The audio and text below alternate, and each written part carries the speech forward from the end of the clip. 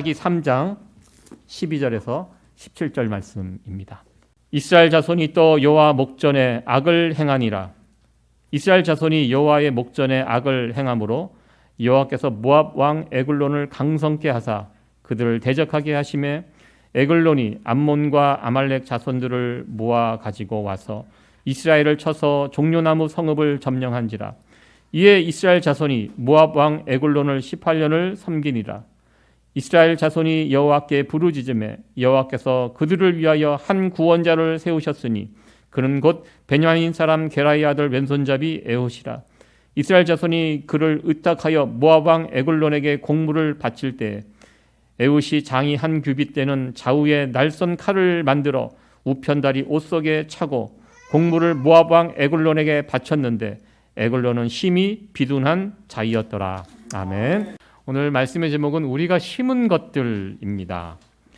지난주 좀 재미있는 뉴스가 하나가 소개가 이게 돼서 여러분들에게 알려드립니다.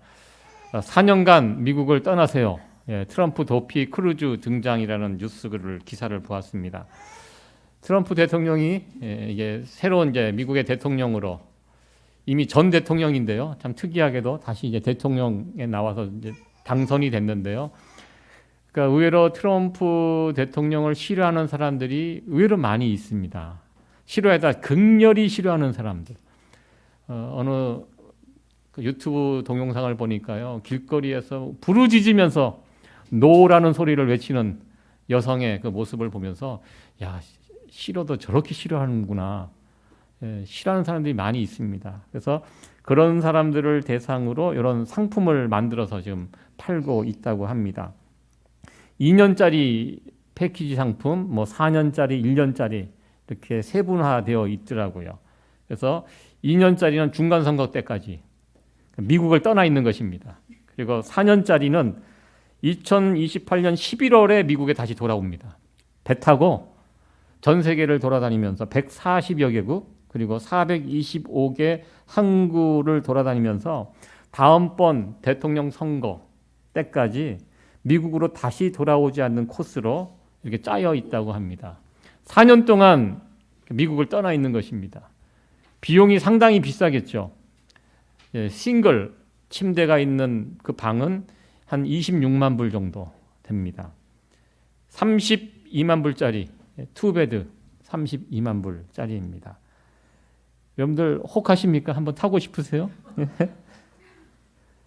저는 이 뉴스를 보면서 야, 트럼프를 싫어하는 사람들을 이용해서 이런 여행 상품을 파는 상술도 참 대단하고 또 이런 패키지가 나올 수 있었던 것은 그만큼 수요가 있다는 이야기입니다. 야, 그 정도 돈을 내고 4년 동안 미국을 떠날 수 있는 그것도 어떻게 보면 능력이라고 저는 생각합니다. 그런데 우리가 일주일만 떠나도 우리가 좀 삶이 이게 유지가 안 되잖아요. 4년 정도 이게 떠나도 이게 되는지. 야, 미국의 부자들은 다르구나. 4년을 떠나 있어도 돈이 얼마나 많으면 저럴까 이런 생각도 해보고요. 사실 대부분의 이 땅에 있는 사람들은 트럼프가 좋든 싫든 이 땅에서 4년 동안 그와 함께 해야 합니다. 아무리 트럼프가 싫어도요. 합법적인 투표로 당선이 된 사람입니다. 그리고 이번에는 애매하지도 않습니다. 압도적인 표차로 당선이 되었습니다. 미국 시민들 자기 손으로 직접 뽑았습니다. 변명의 여지가 없습니다. 분명히 이번 선거에서 트럼프 대통령 이분이 뽑혔다는 것은 이 시대의 요구가 있을 것이라고 저는 생각해 보았습니다. 그래서 우리가 지난 시간에도 제가 언급했듯이 이번 대통령 당선자가 사사 온니엘과 같은 역할을 할 것인지 아니면 이스라엘을 2배나 힘들게 했던 구산 리사다임의 역할을 할지 앞으로 지켜봐야 될 것입니다. 부디 우리가 바라는 것은 그 시대를 구원했던 사사 온니엘과 같은 사람이 됐으면 참 좋겠다. 이런 마음으로 여러분들 관심 가져주시고 기도해 줄 수 있는 우리 성도 여러분들 되었으면 좋겠습니다. 오늘 사사기 계속되는 이야기를 살펴봅니다. 오늘은 두 번째 사사. 이스라엘의 사사는 모두 12명이 있습니다. 12명이 있는데요. 대사사 6명, 소사사 6명 이렇게 구분할 수 있습니다. 대와 소의 구분은 분량의 차이입니다. 선지서를 보면 대선지서, 소선지서 이렇게 나누잖아요. 다 분량의 차이입니다. 분량이 많으면 대자가 붙고요. 성경의 분량이 작으면 소자가 붙습니다. 오늘 에훗의 이야기를 함께 살펴보려고 합니다. 오늘 첫 번째 주제는 반복되는 패턴입니다. 이 사사기를 읽다 보면 반복되는 그런 모습들이 있습니다. 사사기 3장 11절에 있는 말씀인데요. 오늘 12절부터 읽었는데요. 11절 말씀 같이 한번 읽도록 합니다. 시작. 그 땅이 태평한 지 40년에 그나스의 아들 온니엘이 죽었더라. 계속해서 12절까지 있습니다. 이스라엘 자손이 또 여호와의 목전에 악을 행하니라. 이스라엘 자손이 여호와 목전에 악을 행함으로 여호와께서 모압 왕 에글론을 강성케 하사 그들을 대적하게 하심에. 앞서 지난 시간에 살펴봤던 온니엘이 사사로 부름을 받고 그리고 나서 문제를 해결한 후에 그 땅에 40년 동안의 평화가 있었습니다. 이 40년의 평화가 어떻게 유지됐냐면, 왜 40년이냐면 사사 온니엘이 죽었고 죽으면서 이 평화가 깨어지게 됩니다. 사사가 살아있을 동안에는 이 평화가 유지됐고요. 죽으면 이 평화가 깨지는, 이것이 사사기에 반복되는 패턴이라는 것입니다. 죽자마자 이스라엘 자손이 또 여호와의 목전에 악을 행하니라 이렇게 나옵니다. 악을 행하니까 하나님께서 모압 왕 에글론을 강성케 하사 그들을 이스라엘을 대적하게 하는, 원수를 또 등장하는 이런 장면이 사사기에서 계속 반복되는 그런 장면입니다. 사사가 살아있을 때는 괜찮고요. 사사가 죽으면 문제가 생깁니다. 그렇다면 여기서 질문을 하나 해보게 됩니다. 만약 그렇다면 사사가 살아있는 동안에 이스라엘 백성들은 하나님께 정신 차리고 바르게 살았는가? 이 질문을 해보게 됩니다. 평화를 유지했다고 하는데 사사가 살아있는 동안, 그렇다면 그 기간 동안 40년 동안 이스라엘 백성들은 하나님을 잘 섬겼는가? 이 질문을 해보게 되는데요. 저는 아니라고 생각을 했습니다. 이스라엘의 본질은 그대로입니다. 백성들은 바뀐 게 없어요. 문제는 사사가 있느냐 없느냐에 따라서 평화가 결정되었지, 백성의 상태 때문에 평화가 있고 없고 이게 결정이 되지 않았다는 것입니다. 여러분들 태평성대라는 이런 이야기 들어보셨을 것입니다. 보통 동양권에서 임금이, 왕이 백성들을, 나라를 잘 다스리면 백성들이 평안을 누렸던 시기를 태평성대라고 합니다. 대표적으로 조선시대 태평성대를 누렸던 그 시기, 세종대왕 때의 그 시기입니다. 그리고 중국에도 보면 태평성대를 누렸던 그런 시기들이 가끔 있었습니다. 착한 왕, 선한 왕, 유능한 왕이 세워져서 백성들이 평안을 누렸던 그 시기를 태평성대라고 합니다. 여러분들 사사기에서 누렸던 이 태평성대, 누구 때문에 태평성대를 누렸을까요? 임금과 백성입니다. 백성들이 잘해서 태평성대 누리는 거 아닙니다. 백성들하고는 상관없어요. 누구? 임금, 왕, 사사가 있고 없고에 따라서 이 태평성대가 결정이 나는 것입니다. 이스라엘의 본성은 변한 게 없습니다. 사사 온니엘이 살아있는 동안에도 그들은 하나님을 섬긴다고 하지만은 한편으로는 바알과 아세라, 세상을 섬기며 살았습니다.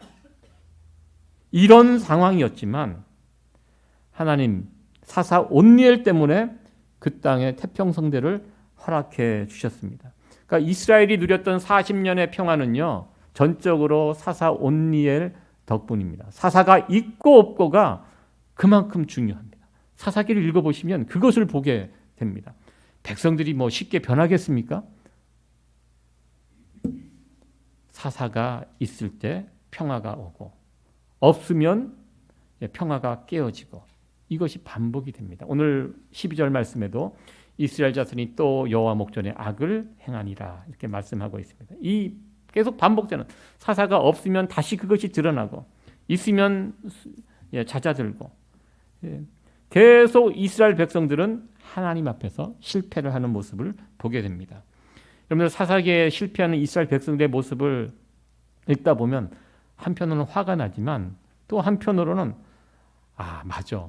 이 이스라엘 백성들이 바로 나라는 거, 우리라는 것을 보게 됩니다. 사사가 있으면 은혜를 누리는데요. 없으면 실패자가 됩니다. 이 모습은 지금도 그대로 이어집니다. 우리에게 영원한 사사가 되시는 분 누구시죠? 예수 그리스도이십니다. 우리는 예수님 안에 있다면 우리는 평화를 누립니다. 그러나 예수님 밖으로 나가면 그 평화는 깨어집니다. 여러분들 우리가 신앙생활을 아마 여러분들 20년, 30년, 50년 평생 이렇게 하셨을 텐데요. 신앙생활이 깊어질수록 깨닫는 것이 있습니다. 무엇인가? 내가 이만큼 하나님 믿고 신앙생활 잘했기 때문에 뭔가 할 수 있을 것 같고 내가 이제 누가 이야기하지 않아 내가 알아서 척척 해낼 수 있을 것 같은데 예수님 없이도 내가 이렇게 할 수 있을 것 같은데 아닙니다. 우리 신앙생활이 온전해져 간다는 것이 무엇입니까? 내가 예수님 없이 아무것도 할 수 없는 연약한 자라는 것을 절실히 깨달아가는 거, 이게 신앙생활 바르게 하시는 것입니다. 내가 뭔가 할 수 있다?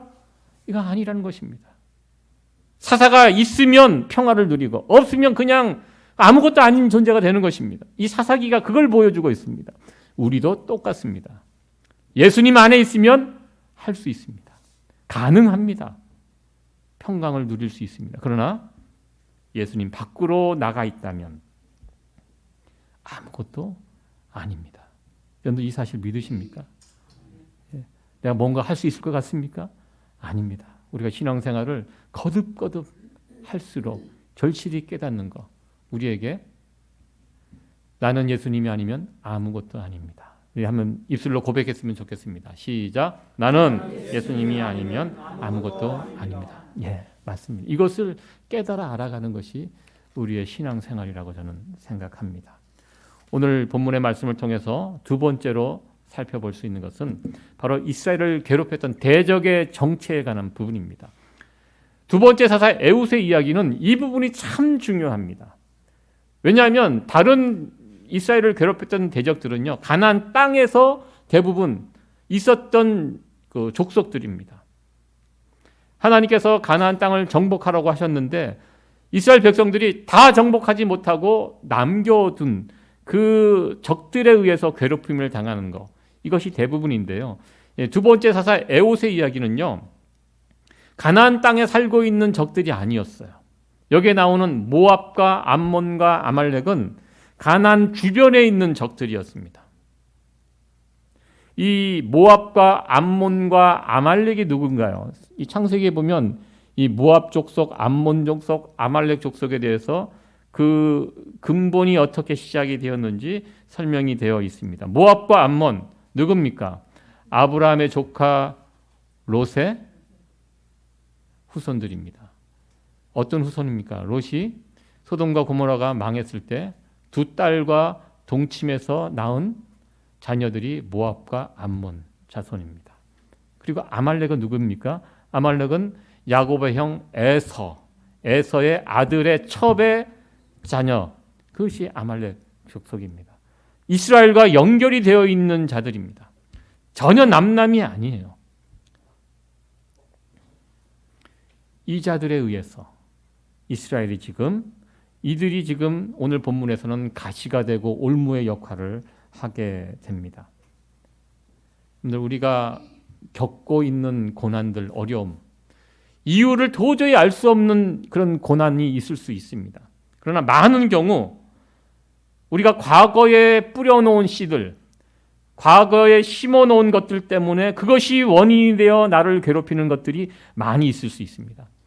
대표적으로 오늘 본문에 나와는 모압과 암몬과 아말렉이 과거 이스라엘 조상이 뿌려놓았던 씨의 열매입니다. 이것이 지금 이스라엘의 올무가 되고 가시가 되어 괴롭히고 있는 상황입니다. 하나님께서 갈대아 우르에 살고 있는 아브라함을 부르셨습니다. 아브라함을 부를 때 개인적으로 부르셨습니다. 너는 본토 친척 아비 집을 떠나 내가 지시할 땅, 그 가나안 땅으로 가라. 이 하나님의 말씀에 아브라함이 순종을 했는데요. 아브라함의 순종이 100% 순종이 아니었어요. 개인적으로 불렀어요. 그런데 아브라함이 혼자 나와야 되는데 혼자 나가기에는 아직까지 믿음이 온전하지가 않아요. 두렵죠. 혼자 그 알지도 못하는 땅에 어떻게 살 수, 분명히 하나님께서 말씀을 주셔서 집을 정리하고 나오는 것까지는 굉장한 결단이 있었는데요. 그러자 보니까 혼자 그 먼 길을 가서 정착하고 하려고 하니까 두려운 거예요. 그래서 누굴 데리고 옵니까? 아버지를 데리고, 그리고 젊은 조카를 데리고 같이 나옵니다. 이게 온전한 순종이 아니었어요. 중간에 하란에서 아버지 데라가 죽습니다. 그러나 조카 롯과는 끝까지 동행을 같이 합니다. 그런데 성경에 나오는 롯의 이야기는 그렇게 아름다운 이야기가 아닙니다. 하나님이 기뻐하실 만한 그런 내용이 이 롯에게는 별로 없었습니다. 아브라함과 살다 보니까 이게 충돌이 되잖아요. 땅은 한정돼 있고 두 가문이 같이 어울리기는 어울려서 할 수 없어서 이제 헤어지게 됩니다. 그때 아브라함이 조카에게 우선권을 주죠. 네가 좌하면 내가 우하고 네가 선택하면 내가 나머지를 따라가겠다. 참 인격적으로 참 훌륭한 사람입니다. 그때 조카 룻이, 자꾸 룻과 롯이 제가 헷갈려요. 롯이 헷갈릴 때는 대충 발음하시면 됩니다. 롯. 그래서 소돔과 고모라 땅, 눈에 보기 좋은 그 땅을 선택해서 들어가는데요. 그러니까 이 사람이, 이 조카가 그렇게 신앙적으로 괜찮은 사람이 아니었습니다. 소돔과 고모라의 그 문화에 어울려서 살다가 사위를 봤는데 사위도 하나님의 사람, 믿는 사람들 만들지 못하고요. 그리고 그 땅이 멸망할 때, 도망쳐 나올 때 아내가 뒤를 돌아보면서 소금 기둥이 되고, 그리고 나중에 어떤 일이 벌어집니까? 자기 남편이 다 죽자 롯의 딸들이 아버지에게 술을 먹이고 동침을 하고, 그래서 자식을 낳은 것이 모압과 암몬입니다. 그렇게 해서 시작된 민족이 모압과 암몬 족속입니다. 훗날 또 아브라함은 또 어떤 짓을 합니까? 하나님의 약속을 믿고 끝까지 기다렸으면 되는데 중간에 몸종 하갈을 통하여 자식을 낳습니다. 그것이 누굽니까? 이스마엘입니다. 여러분들, 오늘날의 중동 문제가 어디서부터 시작이 됐습니까? 바로 여기에서부터. 하나님의 약속을 끝까지 믿고 참고 기다리면 약속의 아들 이삭을 얻었을 텐데 중간에 그것을 참지 못하고 자기 생각대로 하다가 이스마엘 그 인생 동안 얼마나 불쌍합니까? 안 됐습니까? 그러나 이것이 불행의 씨앗이 되어 오늘날 중동이 지금 세계의 화약고 아닙니까? 이런 문제가 되었습니다. 이런 열매로 나타나게 되었다는 것입니다. 오늘 본문에 나와 있는 지금 이스라엘을 괴롭게 하는 이 존재들, 암몬과 모압과 아말렉은요, 과거 이스라엘 조상들이 심어놓은 뿌렸던 씨의 결과들이라는 것입니다. 오늘 사사기야 이야기는 이 부분을 우리에게 지적해주고 있습니다. 갈라디아서 6장 7절에 8절에 있는 말씀인데요. 같이 한번 읽어봅니다. 시작. 사람이 무엇으로 심든지 그대로 거두리라. 자기의 육체를 위하여 심는 자는 육체로부터 썩어질 것을 거두고 성령을 위하여 심는 자는 성령으로부터 영생을 거두리라. 아멘. 여기 중요한 성경의 법칙이 있습니다. 하나님께서 자연 만물, 인간들에게 주신 법칙, 심은 대로 거둔다. 굉장히 무서운 법칙입니다.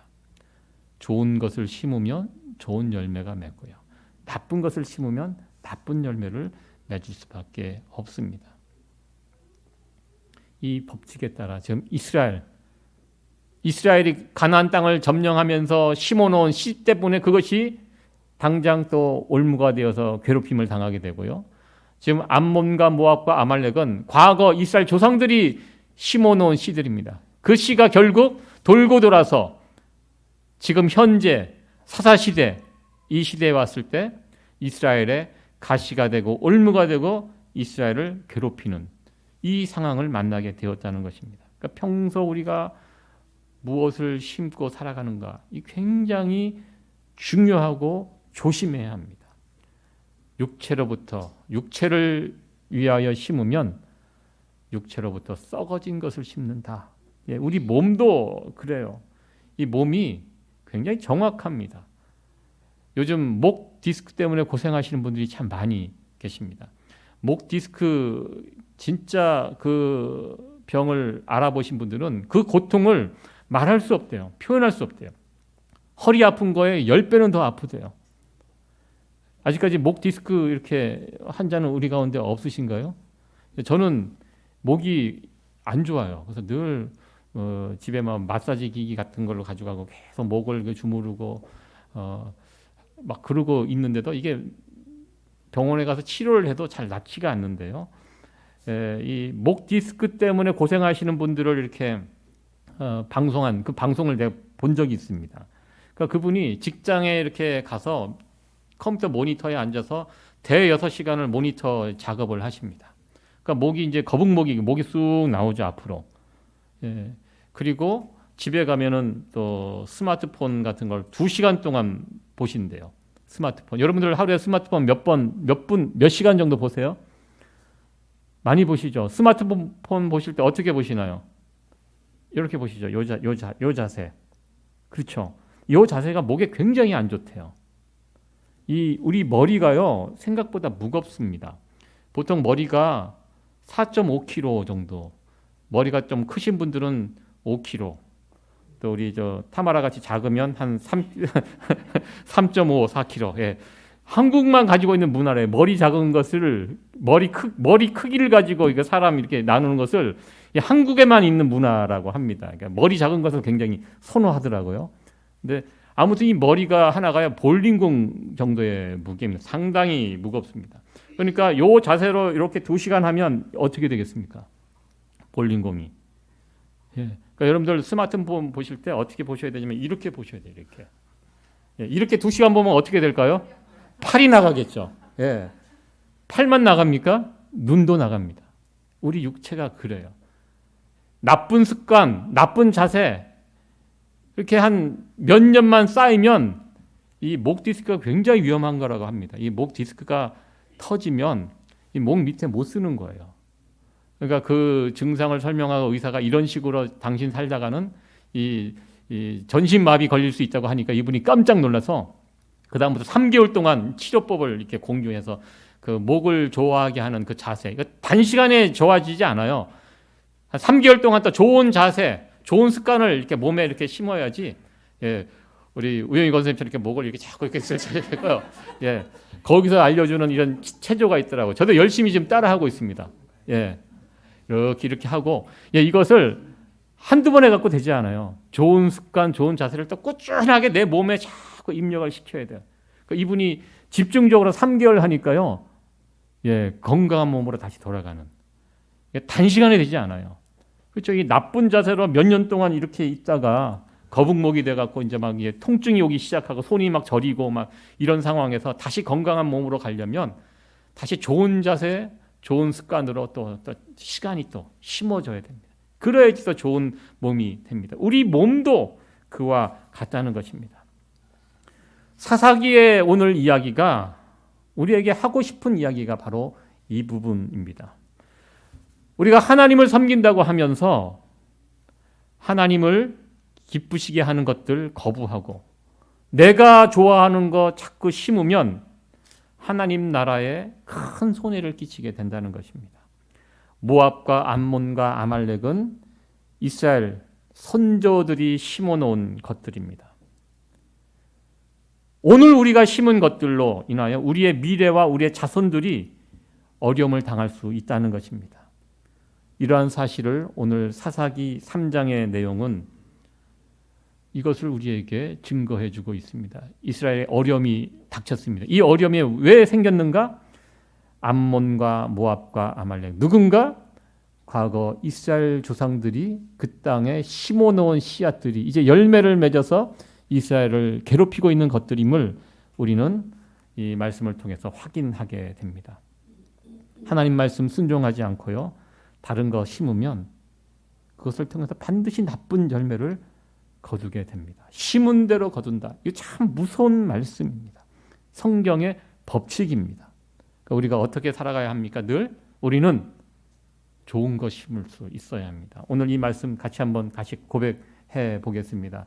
시작. 하나님이 기뻐하시는 것을 심으며 삽시다. 아멘. 예, 그래서 우리와 우리의 자녀들이 좋은 열매를 거둘 수 있게 되기를 간절히 축원합니다. 네, 마지막 세 번째로 자업자득과 하나님의 은혜라는 주제로 말씀을 살펴봅니다. 이스라엘 역사를 보면요, 이스라엘 백성들은 하나님 앞에서 아름다운 거, 좋은 거 심지 못했습니다.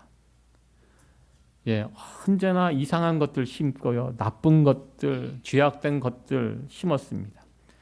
그리고 그것 때문에 고통 당합니다.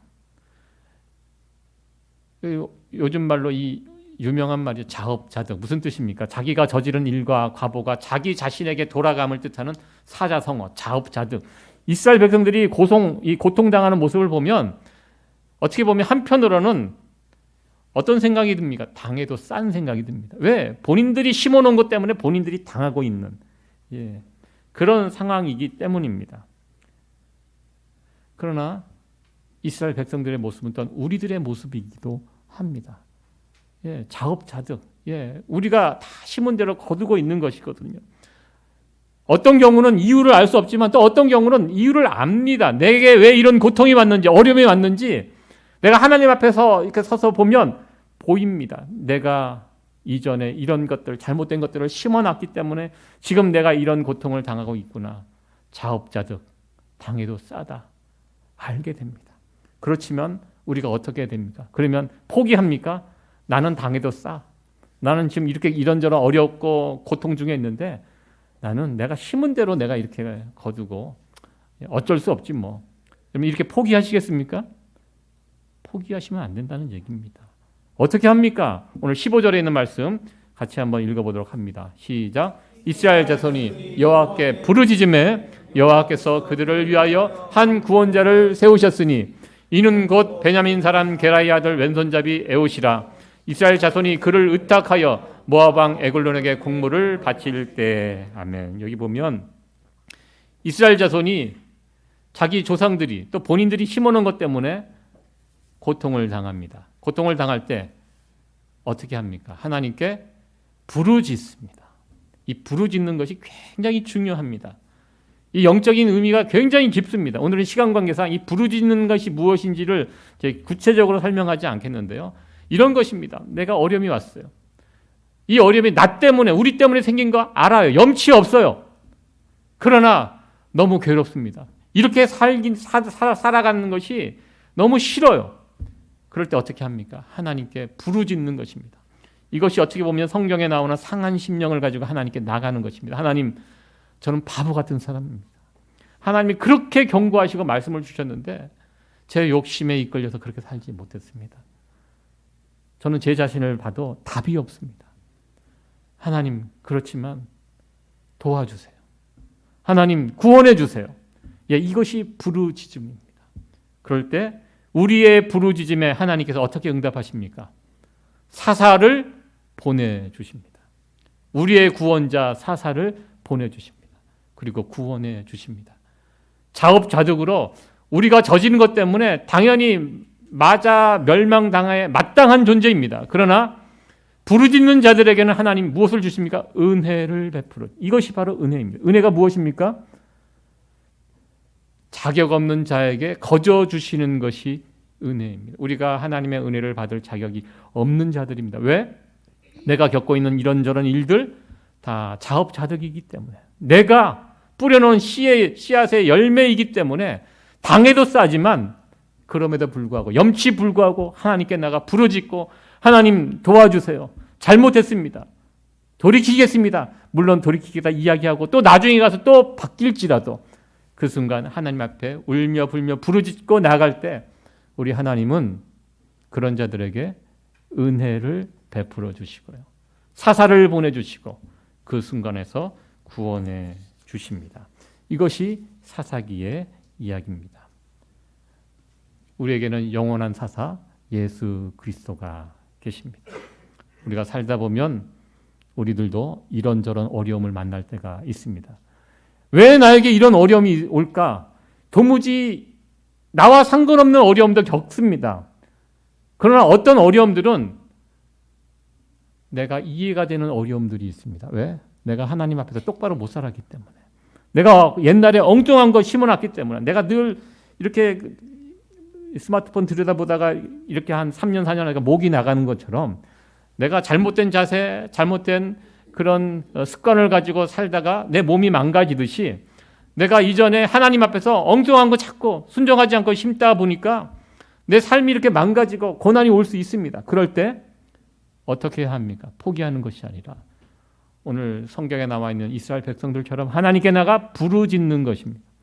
하나님께 부르짖을 때 하나님은 부르짖는 백성들을 긍휼히 여겨주시고 오늘 본문에서는 사사 에훗을 보내주시고 구원하셨지만 오늘 우리에게는 영원한 사사 예수 그리스도가 있습니다. 고난 중에 있는 우리들 예수님께서 우리 물론 예수님 다 만난 사람들입니다. 그러나 다시 그 예수님을 체험할 수 있도록 다시 예수님을 체험하고 그 고난 중에서 벗어날 수 있도록 우리 하나님께서 은혜를 베풀어 주실 것입니다. 이것이 성경이 말하는 은혜의 정확한 개념입니다. 우리 성도 여러분들 고난 속에서 부르짖으시고 그리고 예수님을 통하여 평강을 누리시는 이 귀한 은혜, 이 귀한 은혜를 이 땅에서도 누리며 살아갈 수 있는 그런 성도 여러분들 되어지기를 간절히 축원합니다.